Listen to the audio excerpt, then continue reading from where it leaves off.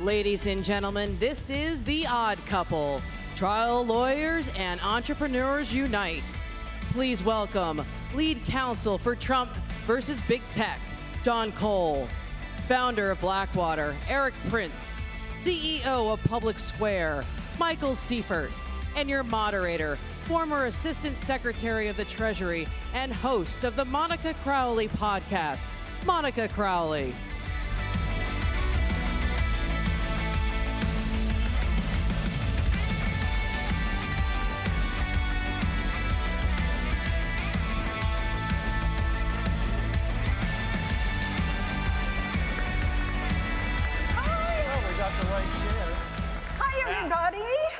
CPAC, all right, packed house.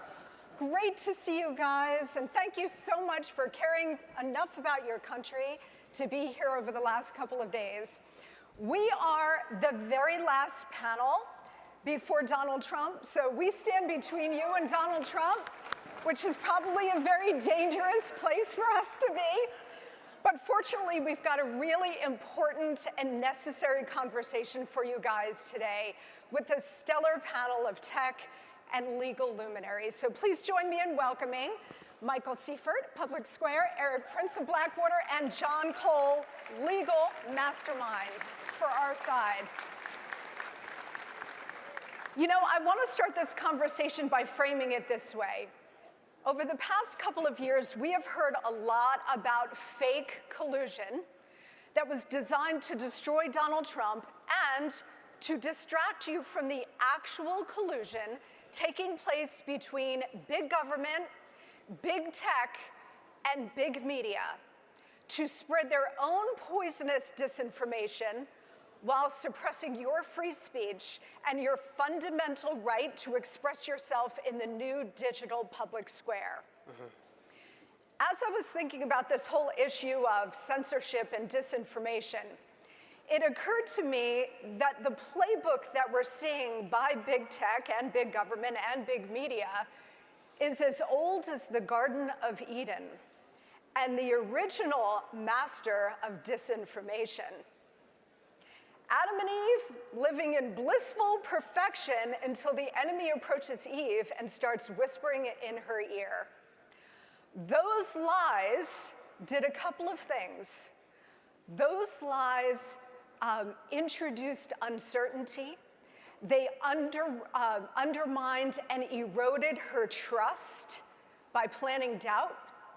And it also altered the perception of what was true and what was not true.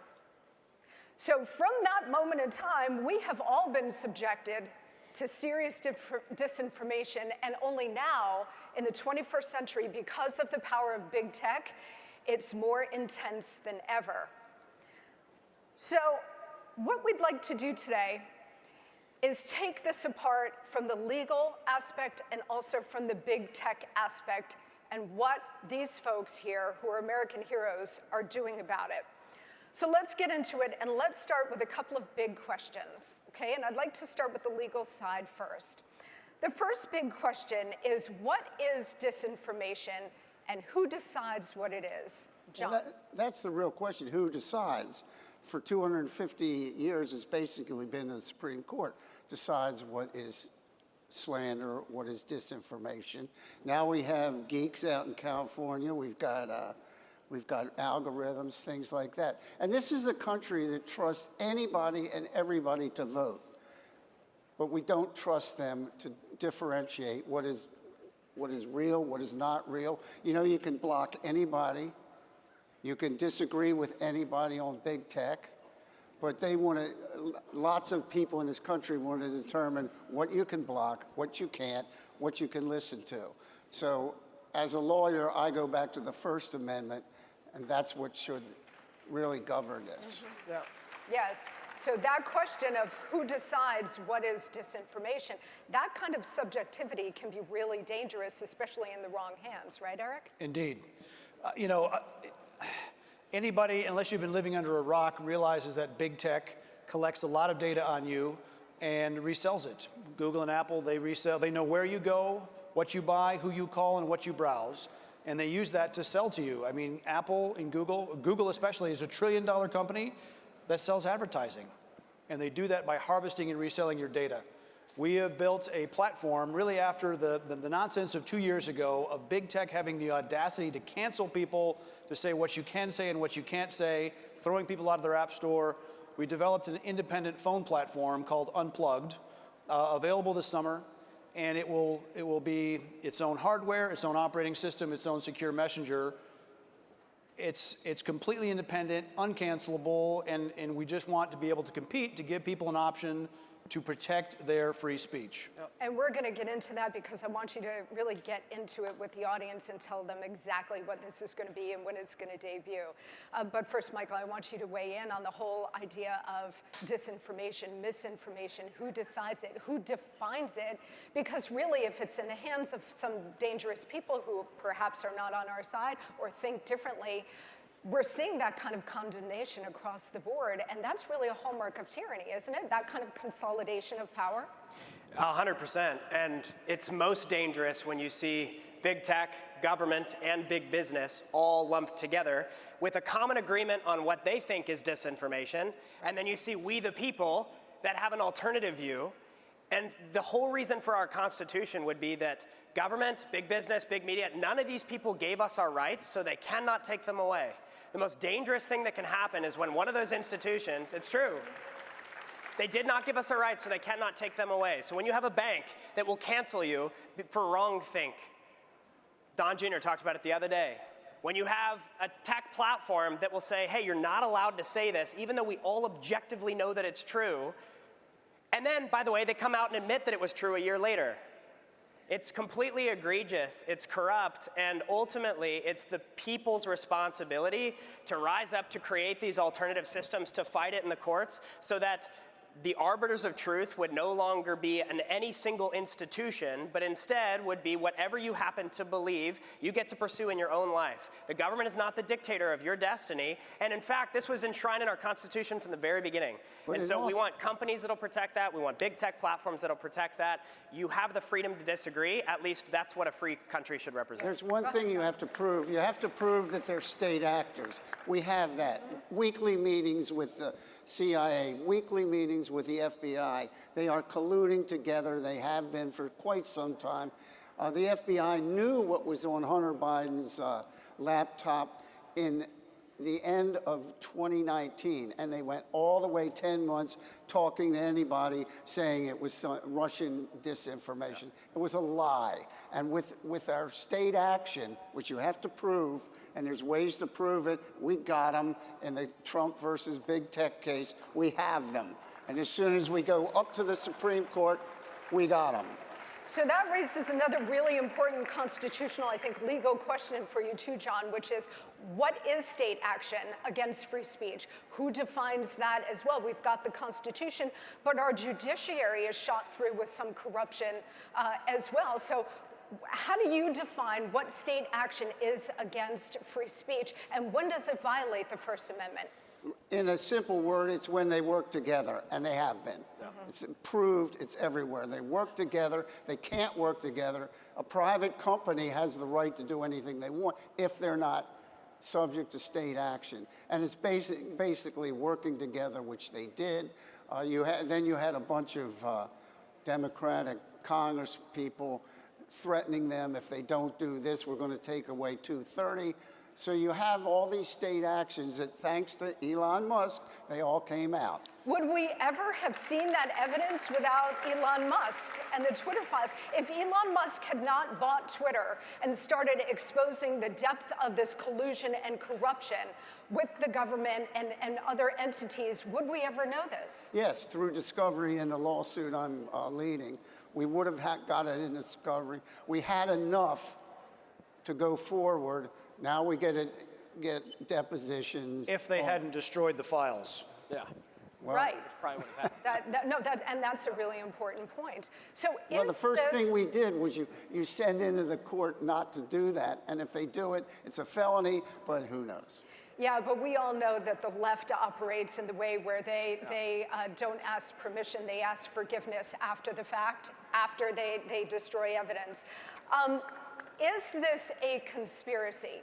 And I realize that there are different legal and political definitions for conspiracy, but is this a widespread and very deep conspiracy to surveil and censor us? Michael. I often try to not attribute incompetence to malice. I want to believe the best in people. I genuinely don't think most people are inherently evil. I think people think they have the right intentions. But the problem is you also have to just follow the evidence. And the evidence has showcased over the last 2, 3, 4, 5 years that there is a union between big tech, government, big corporate, woke ESG America to silence dissenting views. And they're all together in this regime that has really operated in opposition to the American people. You can't really deny that anymore. And I think the reality is, too, for the party that says all day long, we can't have fascism, we can't have fascism, we agree, big government and big business and big media at the control of the regime is fascism. And so the fact that the Democrats and the left in general and these corporatist elites that are about this kind of globalist agenda, they'll always accuse you of what they themselves are doing. That's right. And so it's classic projection. It is. And it's evil. It is evil. And so generally I think that most people, our neighbors, our friends that may disagree with us, they're not intentionally trying to be nefarious. But the few at the top, I believe that it's malice.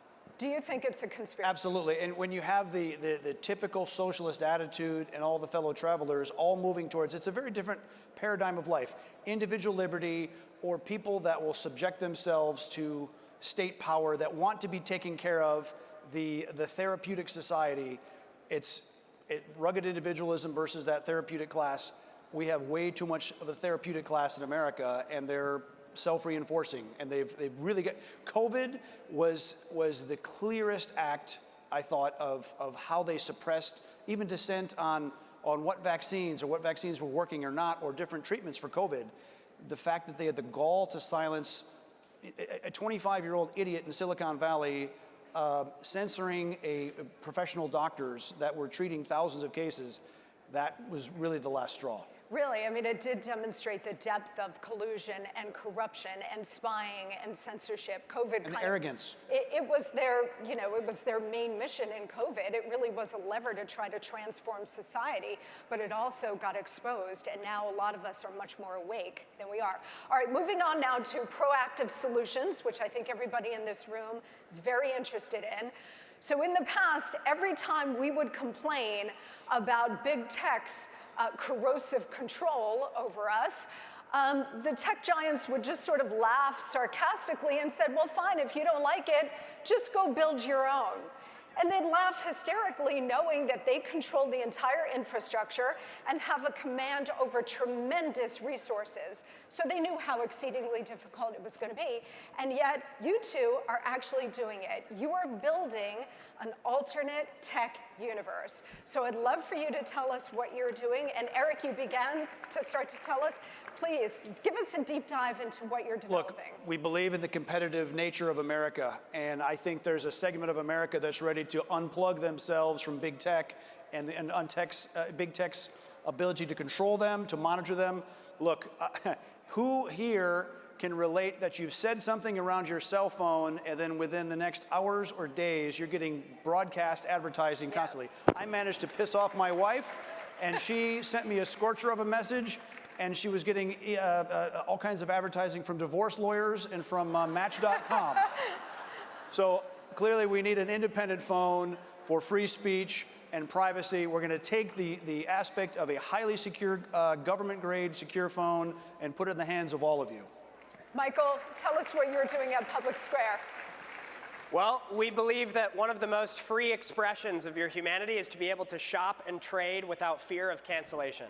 It's why if you look at China and you look at some of these very communist regimes around the world, they want to shut off your access to the economy if you disagree with the regime of the day. So what we've wanted to do is create the nation's largest marketplace of businesses that refuse to cancel you for your America First views. And so I'm proud to say, thank you.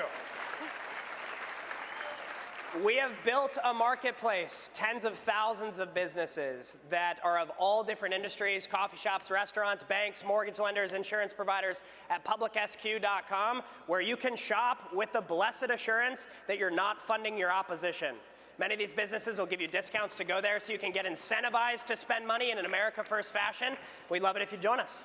Fantastic. Thank you. Really, thank you so much on behalf of everybody here and your fellow Americans for actually putting your money where your mouth is and launching real alternatives that the rest of us can use. And all we have to do is follow the Constitution. That's all we have to do, and enforce it. Yes, but we're faced with revolutionary enemies within that their main objective is to destroy the Constitution. So we need all hands on deck. I so appreciate all of you. You're all doing really important work to help us escape the censorship and control of big tech. And we owe you a debt of gratitude. Thank you so much for what Thanks for you're the doing. opportunity. Please join me in thanking our extraordinary patriots here today, John Coale, Erik Prince, Michael Seifert. Thank you. Thank you, guys. God bless America. Thank you so much.